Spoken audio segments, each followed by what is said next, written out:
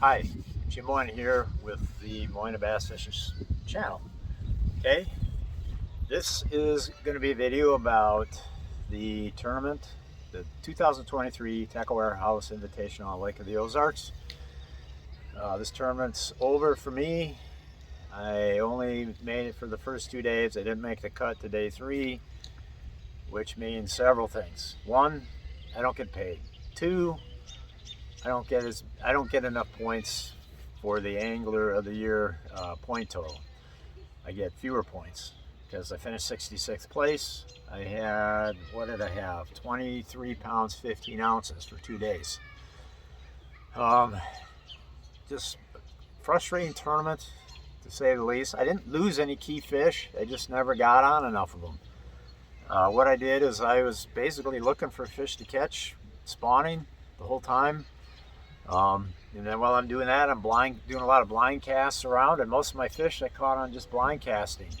The first day I actually caught one that I saw on a bed, caught him. And the second day I ended up catching, one again the second day, just bed fishing. I mean, all the other bedding fish I saw were like small little fish, nothing.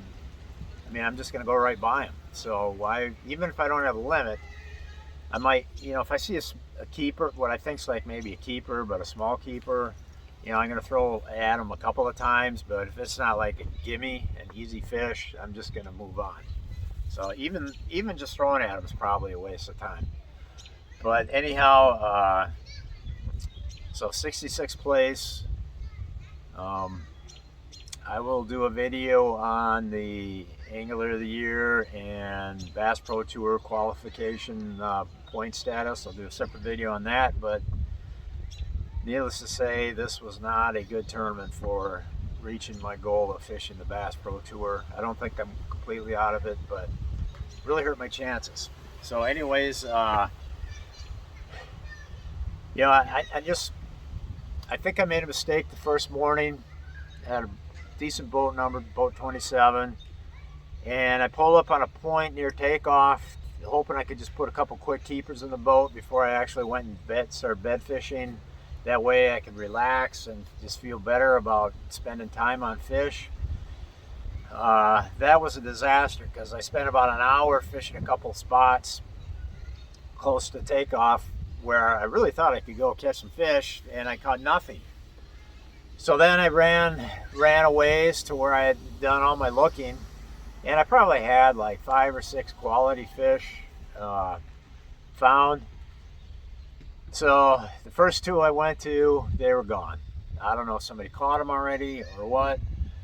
Then I went to my 3rd fish, that was gone. Went to a 4th fish, that was gone.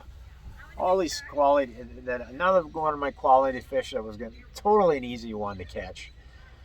So by now it's like, I mean, guys could easily have gone in there and caught them already before I even showed up. One was a really good one, and that was really disappointing to see that fish was gone. So my point is, back to the mistake I made, I probably should have just went for these fish right away. I don't know. Maybe nobody did catch them. Maybe they just left the beds on their own. But who knows? I'll never know the answer to that question.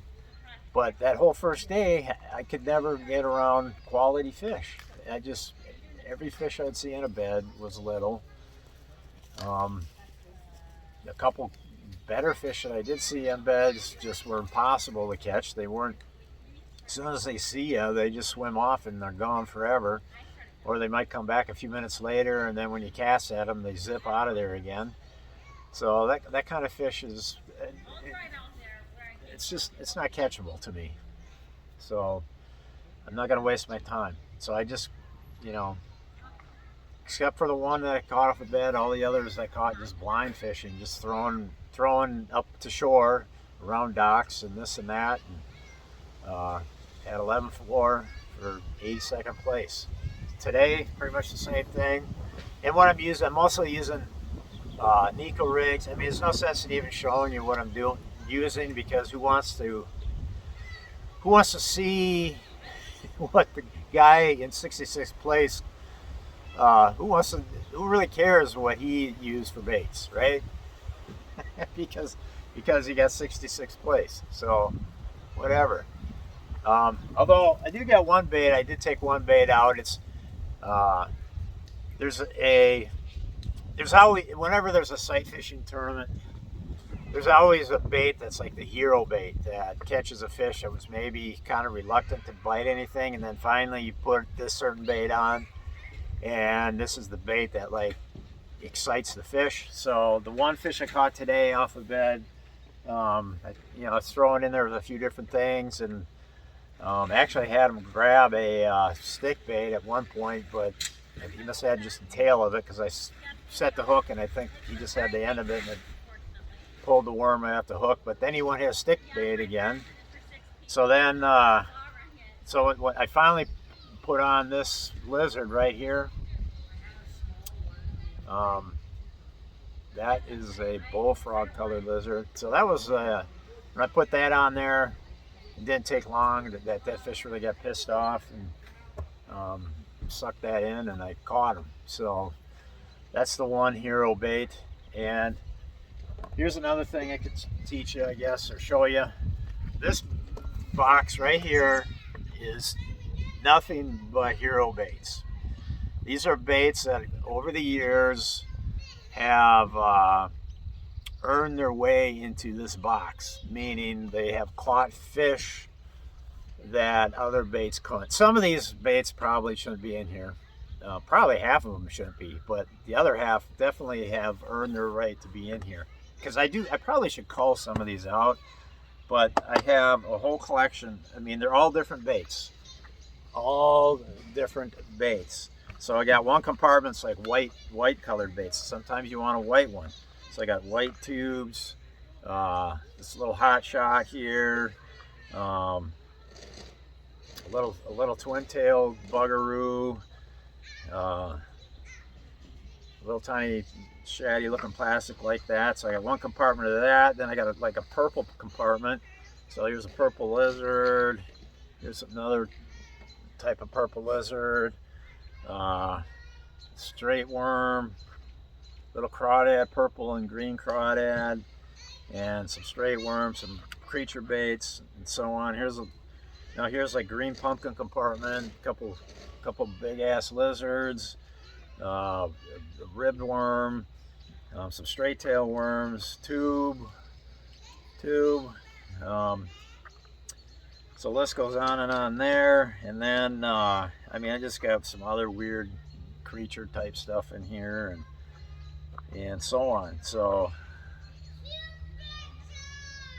that, of course, I got some Senko type baits in here. But all these baits, so when I anticipate a sight fishing tournament, I always bring this box in the boat. And so when I stop on a fish and he doesn't take what I have tied on, then I start cycling through these baits here until I find something that the fish will respond to. And I also have like 5 different rods set up for sight fishing. They'll all be set up with different hook sizes, because obviously a little bait like this is going to require a different hook size than a bait like this. So I'll have multiple rods set up, like 4 or 5 rods set up with all with different hook setups. A couple will be drop shot rods, so then the rest would be like Texas rigs, and I just cycle through these baits until hopefully until I kind of get a hint as to what he might like, and hopefully catch him. Sometimes some fish are just flat out you can't catch. At least I can't. But some fish with a little understanding of what the fish is doing and what he might respond to.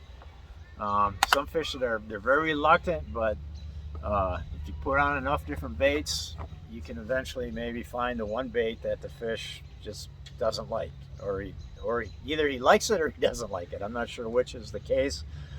But But then the other thing is I got some little crawdad. Make sure you got some little crawdaddy type baits too. Well, here's a little mini crawdad. It's like a realistic crawdad. That's another one that I got in here. And then I got a bigger size one too, somewhere.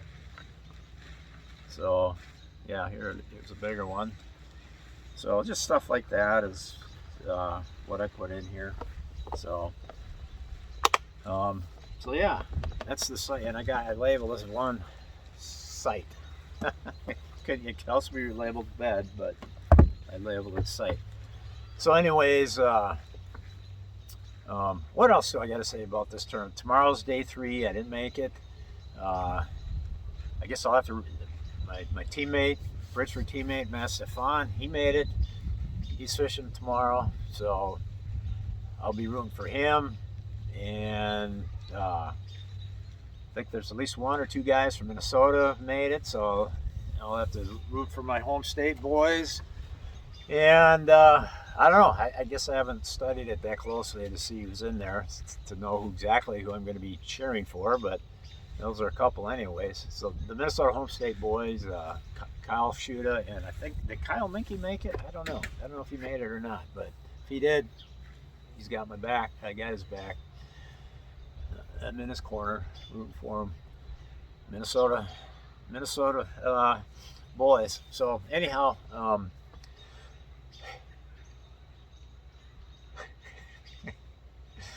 don't know what else to say about this tournament. It's just wasn't what I was looking for, that's for sure. What other element am I missing? This is a cool lake. You catch a lot of small fish, and so there's action to be had all the time. Like, and on day 2 of practice, for example, if 10 minutes went by without me getting a bite for quite a while, if 10 minutes went by, I was like in a drought. That's how fast I was catching them. And of course, they weren't all keepers. So most of those were non-keepers, but there were keepers mixed in. You know, about, I don't know, it seems like you got to catch about 8 non-keepers to get 1 keeper out here, at least where I was fishing. And I was doing all my fishing on the lower end of the lake. I mean, I was within 8 miles of the dam, fishing all those creeks up that way. So, and a lot of guys ran up there this morning, so I wasn't.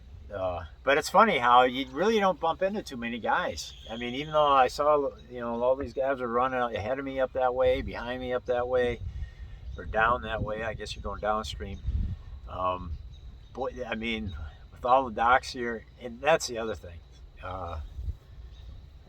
If you come here to fish docks and fish the bank behind the docks, I recommend wrapping your boat in bubble wrap before you come here, because seriously, a lot of these docks are just wide enough that you literally nose your boat in. You may have a foot on each side, and that's it. And so you just nose in, look both ways, maybe make a couple casts each side, and then you back straight out. And these docks are constructed of iron metal. A lot of the people don't bother putting any sort of protection on the sides of these docks. They have their slips. Their slips obviously have boat bumpers and that, but on the outsides of the docks, they just let it roll, man, with just wrought iron metal, and there's just nasty stuff sticking out. Just nasty stuff. I mean, there was one dock it would have been total disaster, man. There was like a rusty metal rod, like, probably like 5 feet wide, and this was between 2 docks that had some space to it, so I didn't notice it. And when I was coming back around, or the wind was blowing me and I was casting kind of weird, and I didn't notice this thing. And I think what it was like an extension, like an old like jet ski support, a jet, how these jet skis have like little docking stations with a float, and then there's like a metal rod comes off the dock that kind of anchors the the floating part of the docking station for the jet ski. Well, all the docking part was gone. It was just this iron rod was sticking out, rusty iron rod. Man, I saw that thing just in time, and I just leapt. I just leapt off the front of the boat and raced back here as quick as I could to the back of the boat and grabbed that thing right before it was about to make a nice gouge out of the side of this thing. My poor little Ranger, the wrap took some damage, and oh boy. But it's like, and it's not just me. It's like every guy I talk to is like, you know, it's got like new wrap damage, new gel coat damage. I know I got one little added gel coat damage, a little scratch about that long that's went right through the wrap, and I heard it just scrape the gel coat, so that sucks. But that's what this lake's all about. Just tons of docks. They pack them in tight together. I mean, these docks are like as wide as people's houses. So you fish like, you squeeze in, fish a little bit, and then you got to back out, and then you put the trolling motor high. And it's a good thing I got this 36 volt Minn Kota. It's because you got to minimize the time. So put the thing on high, and then you got to race around the outer part, and then go, you know, dip in again. I caught one of my keepers today. I was out on the end of a dock, because as I'm going around, I just, even though it might be 15, a lot of these docks have 15 foot of water or more off the end of them. But what are you gonna do? I just cast my Nico rig up ahead of the boat. You know, I make a long cast, because by the time it gets close to the bottom,